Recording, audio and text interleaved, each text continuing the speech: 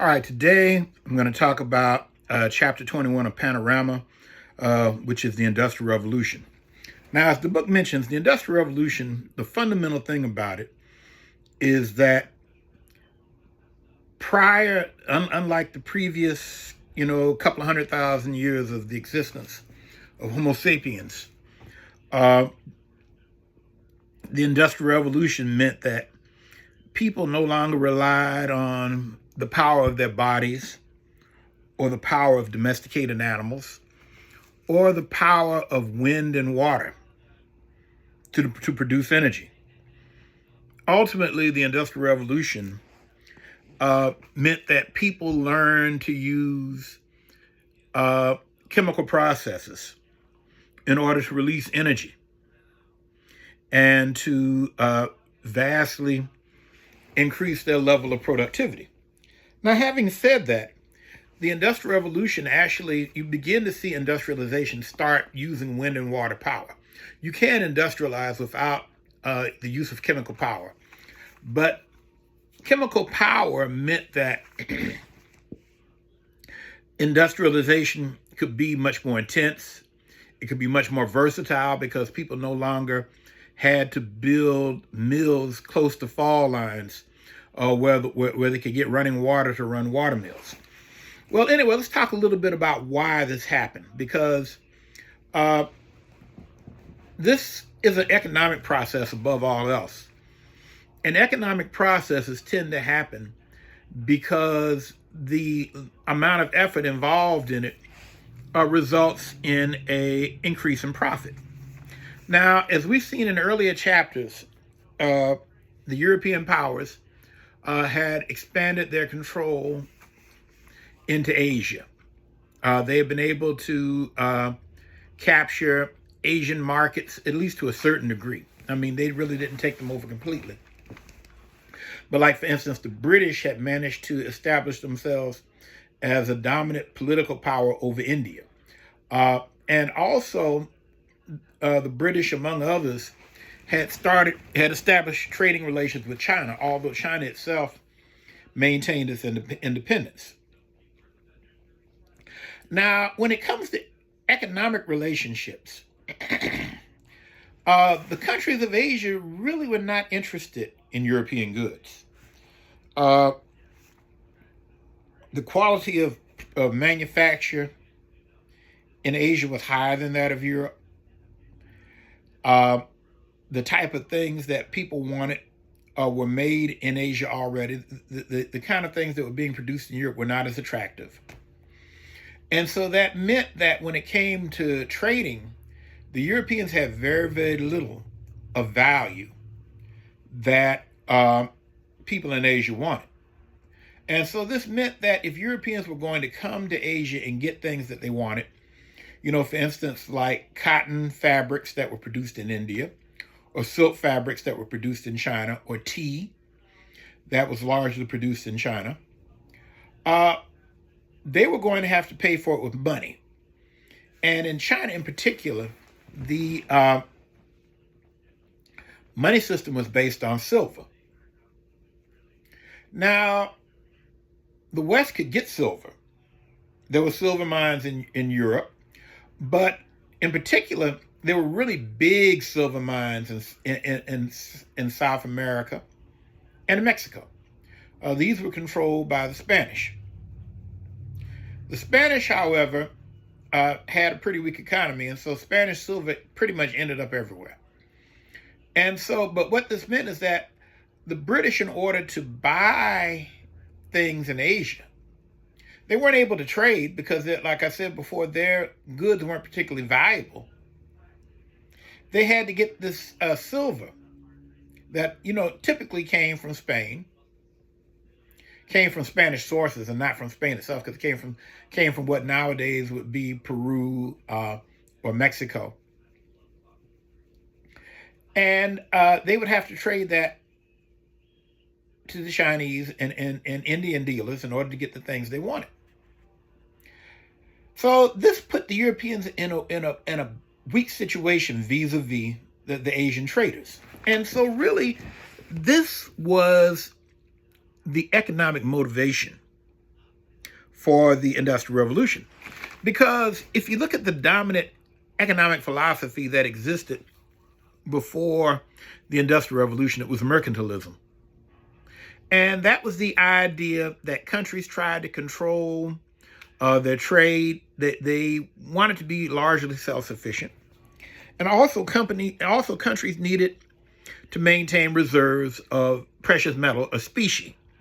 And obviously you cannot maintain reserves of precious metal if you have to sell it all overseas to get what you want. And so this means that there was motivation to try to produce similar material in Europe.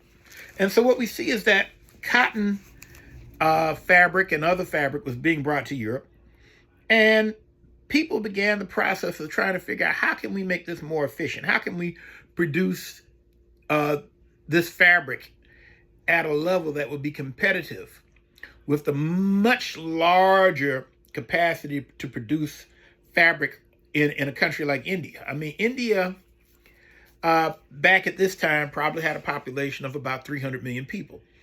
Britain had a population of about 15 million people. So there were 20 Indians for every British person. And so this meant that even using very simple levels of production, the mere fact that you had such a large number of people in India producing fabric meant that they could produce more fabric, and they could do it more cheaply than the British. And so that is why there was a motivation for technological innovation.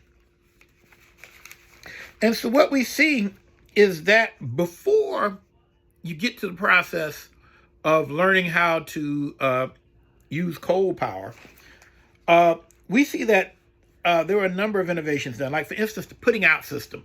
This is talked about in your book, where a merchant would get an amount of yarn and would put it out to several households, where the people in the household could get to work spinning. And that could be more efficient than just giving a whole bunch of stuff to one person who's just doing all the work themselves. If you give it to 10 or 12 families a little bit, then it could be turned around much more quickly. Now, also what we see too is that inventions were being made, like the fly shuttle, for instance, allowed thread to be produced much more quickly. You can produce more thread more quickly. And what we see too is that people like Richard Arkwright invented the fly shuttle. The water frame. And the water frame was a device that ran off a water wheel that, what it was, you would put a mill by a place where there was a waterfall so it could spin a water wheel. And the water frame was able to take the yarn or thread and spin it into fabric much more quickly than a person could. Now, and so this actually affected where the Industrial Revolution began in Britain, because what this meant was that industrial production began in the middle part of Britain, around the modern day cities of Birmingham, Manchester, Reading. These were all the major industrial cities at that time. And this was an area where rivers went through a fall line, so you were able so factory owners, mill owners were able to put a factory where they could get a water wheel that could spin the equipment and help make and this began the process of making fabric at a faster rate than could be done simply by hand. Now, ultimately, the thing that really shot up production profoundly was the steam engine. And with the steam engine, we have a convergence of a couple of things that results in the invention of the steam engine. First of all, Britain was undergoing a process of deforestation. Land was being cleared for farms. People were cutting down trees for wood. And this meant that ultimately, people in Britain had to look for other sources for fuel. Because, as we all know, you can cut down trees far faster than trees will grow back. Now, Britain is an area that has a large amount of coal. And in some cases, coal can be gathered from pretty close to the surface without much effort. And so if you get the surface coal, you can get that, you can burn that. But ultimately, coal, you had to dig deeper. After all, coal was basically fossilized vegetable material, in some cases fossilized animal material. Well, I wouldn't say fossilized, but organic material that had been pressurized and turned into rock form. And these rocks could be burned. The rocks are coal. You have soft coal, bituminous coal, and you have hard coal, anthracite. Now, that's not in the book. That's just from me staying awake in science back in the day. But like I say, but with these coal, anthracite burns harder, and it burns longer and a little bit hotter. Bituminous coal burns more quickly. Soft coal. But in order to get this good quality coal, you need to dig down. Now, the problem is that England is a very rainy country. And so that means that it has a high water table. In other words, once you start digging in England, it's not long before you hit water. And so this was a problem because basically in order to get coal out, you had to pump the water out for people to get down there and get out the coal. Now, you could run some pumps with a mule or an ox or something, but ultimately these would not be efficient enough. So the original impetus for the steam engine was to create an engine that could run pumps to get water out of coal mines so people could get more access to coal. And so the original steam engine was built by a fellow by the name of Robert Newcomen. It was not a particularly efficient engine. It needed more fuel than it actually, it needed a lot of fuel. So basically you could only use it for pumping by a mine because you had to keep shoveling coal into it. But coal was valuable. And even though they had to use a lot of coal to pump out the mines, the coal that was left over could still be sold. And so what we see is that eventually people, and you can look in the book for the specific people who did this, but eventually what happens is that people look at this and say, look, if we refine this engine and we make it more efficient, we could use this to produce cotton thread. And eventually the steam engine was used in transportation. You had the invention of the railroads. During the 19th century, the railroad system becomes very well established in Britain and eventually goes on to the United States and to Europe and, really all over the world. By the end of the 19th century, you have railroads on every continent except for Antarctica. And, you probably never have it in Antarctica, at least not anytime soon, because there's nobody there other than, scientific stations. But anyway, once the steam engine becomes effective, it can be used for manufacturing and it can be used for transportation. And this is significant because also what we saw during the early part of the Industrial Revolution was an increase in canals. And with canals, basically, you would basically have a barge and you'd have mules or big draft horses on the land pulling a barge. And, this was a pretty efficient way to move stuff. But once you get railroads, the railroads are faster. The first railroads are like going 30 miles an hour.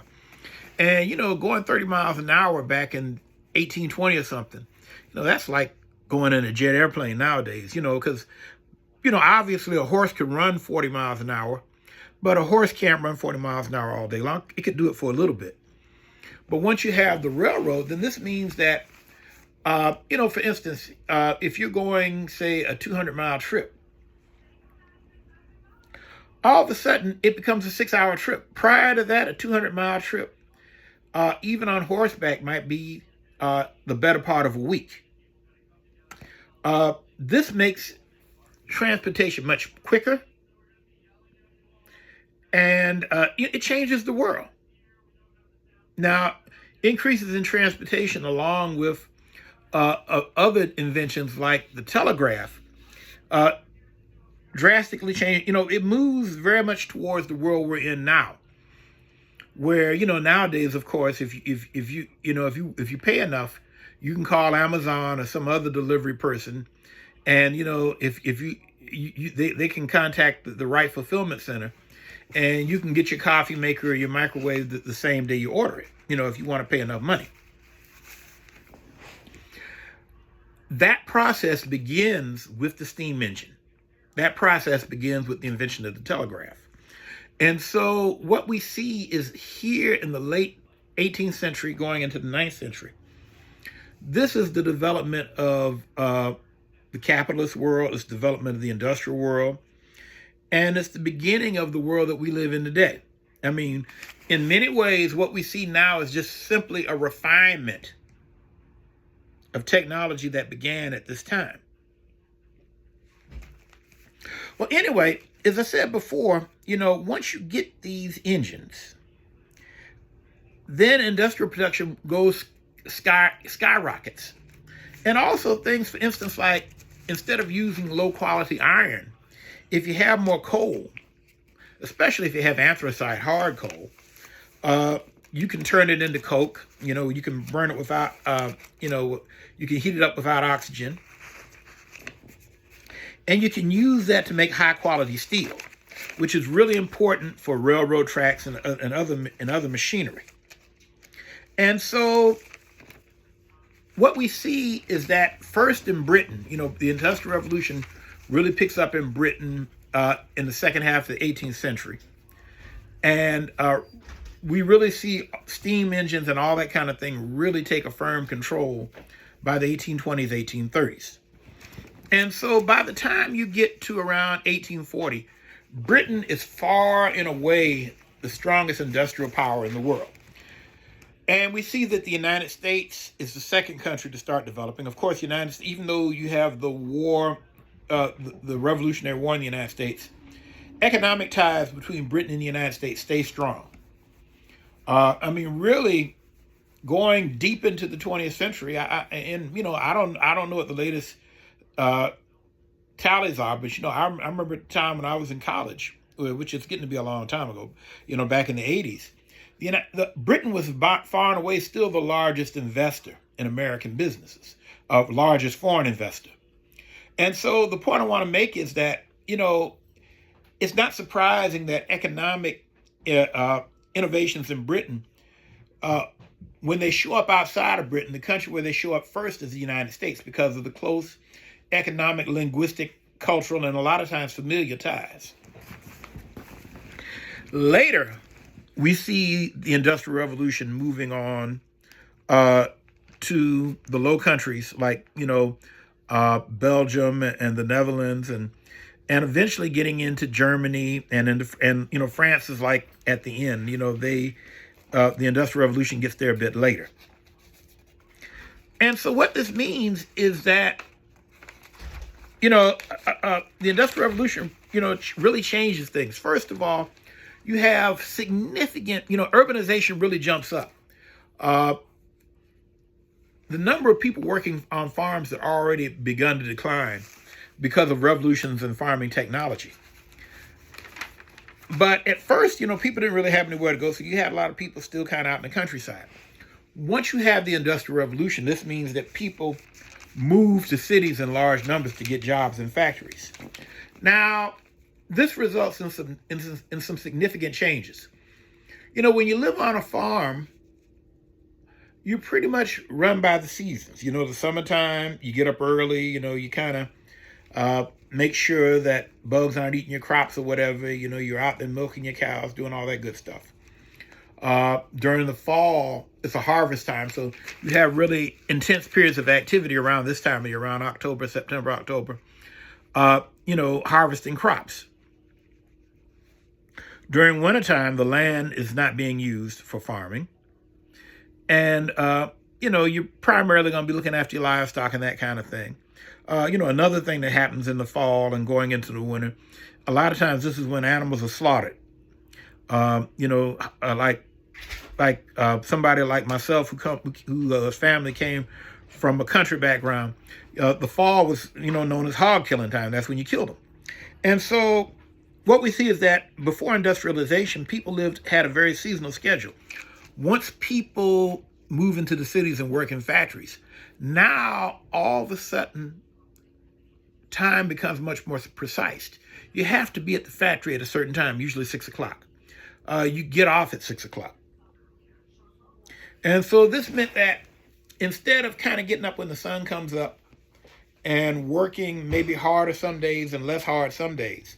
This meant that now every day you got up at 6 o'clock, you went home at 6 o'clock, you worked so many hours, and you would get a break for lunch or whatever.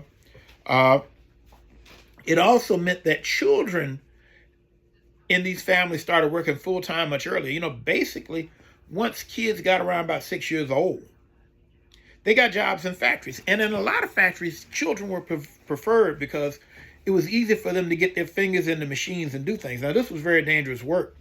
You know, a lot of times people got their fingers yanked off in these machines, you know, that were making thread or spinning and that kind of thing. It was pretty, you could get hurt pretty badly. And there was no workman's compensation. There was no pension. There were no pensions or anything. When you couldn't work, you essentially got kicked out. And, you know, if you ate, you ate. If you didn't eat, you didn't eat. And so the quality of life for working people really declined with the Industrial Revolution. It starts declining in the 18th century, and we really don't see, and, you know, pay declines too. And we really don't see working standards or the quality of life begin to improve for people in factories until you get past the midpoint of the 19th century. So they go for about an 80 to almost 100-year period of really hard times. And so the Industrial Revolution made a lot of money for people in business, but for a lot of working class people, it was a bum deal. I mean, that's why you had people like Ludd, who's mentioned in the book, who led a movement called the Luddites to destroy factory machinery, because factory work was not a good deal for everyday people. But still, that was the transition that occurred. And also, women and children, women got, you know, for the first time in the Western world, a lot of women worked outside of the home. And as I mentioned earlier, a lot of children worked outside of the home. So we see whole families being pulled into work. Now, in terms of other things, the Industrial Revolution was significant because this is really where you see the beginning of air pollution. I mean, nobody really understood at that time how bad all that smoke coming out the factory chimneys were. And so you see a lot of soot. You know, this is the beginning of the development of CO2, which we all know nowadays is a primary culprit in global warming. This is when you start seeing the beginning of massive releases of carbon dioxide into the atmosphere. Also, you see significant levels of water pollution because you have all these people living in town, and you don't have any. There's no, it's not until the end of the 19th century that people in the West understand that there's such a thing as germs. And so therefore, people literally are throwing poop into the rivers. People are throwing pee into the rivers. And then they're wondering why they're catching cholera. And so the overall level of health for people declines. And so, you know, even though the Industrial Revolution is making a lot of money, there are a lot of everyday people who are paying a hard price.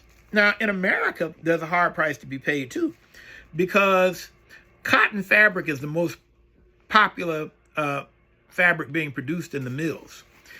And what we see is that Eli Whitney invents the cotton gin, and all of a sudden, short staple cotton, which is the cotton that you can grow in most of the United States. I mean, the United States is too cold for the real fine, long staple cotton, which is like grown in Africa and in India. But the shorter cotton can be grown in the United States. And so with the invention of the cotton gin, there's a huge expansion in cotton production in the South. And so plantation agriculture moves westward, all the way west to Texas. And so that means a huge increase in slave labor. And so all those slaves were working on farms. They weren't doing industrial work. They were doing work that produced a product that was raw material for industrial production. And so the Industrial Revolution not only made life harder for working people in Britain, it also made life much harder for the descendants of Africans who were slaves in the United States. Now, this Industrial Revolution did make Britain and other European powers the absolute dominant powers economically in the world.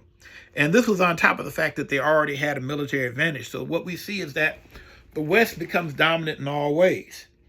And, probably the biggest example of this was the Opium War. The first Opium War is in 1838 to 1842, and this is the war between Great Britain and China. British business people, as I mentioned at the beginning of this lecture, did not like the fact that they had to give their silver to get tea in China. And tea was extremely popular in Britain.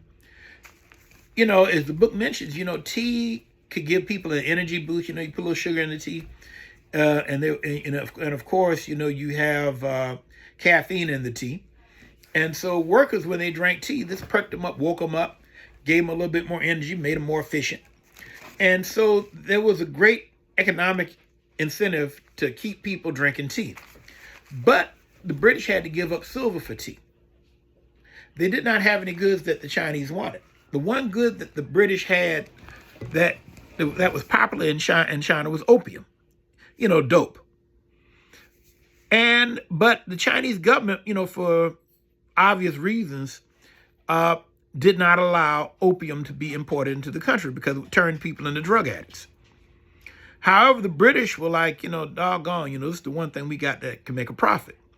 They were producing that, India was a British colony, and the Indians were, and also further north, like in what nowadays is Afghanistan, were producing opium. And so the British realized they could get this, and so they went to war with China in 1838 and eventually defeated the Chinese in 1842 and forced the Chinese to allow the British to sell opium. They also took Hong Kong and kept Hong Kong for, I think they gave Hong Kong back in the 1990s. I cannot remember the exact date right now, but they held Hong Kong for about 150 years. I think they gave it back around about 92 or so. But anyway, they forced the Chinese to buy opium, and they forced the Chinese to open up more of the markets to Britain and other Western countries. And there would be another opium war from 1856 to 1862, in which other European countries, along with Britain, would fight China again, and eventually you would have all kinds of different countries, United States, Russia, Britain, were patrolling all kind of Chinese territory and forcing the Chinese to do business. And nowadays, one of the things that you hear in the news a lot of times is people talk about the Chinese threat, the Chinese expansion. And in all historical fairness, from the Chinese point of view, they're kind of like, hey, we just simply want to get back to the level of dominance that we once had in Asia before the Europeans came over and took us over. And so, once again, if you look at politics in the news, the things that you hear about have the historical roots back in this period. Now, ultimately, the notion of capitalism or free trade really becomes the dominant political philosophy in the West. And it still is to this day. Well, anyway, that's kind of a breakdown of chapter 21 in the Industrial Revolution. I hope it's helpful to you. Have a good day.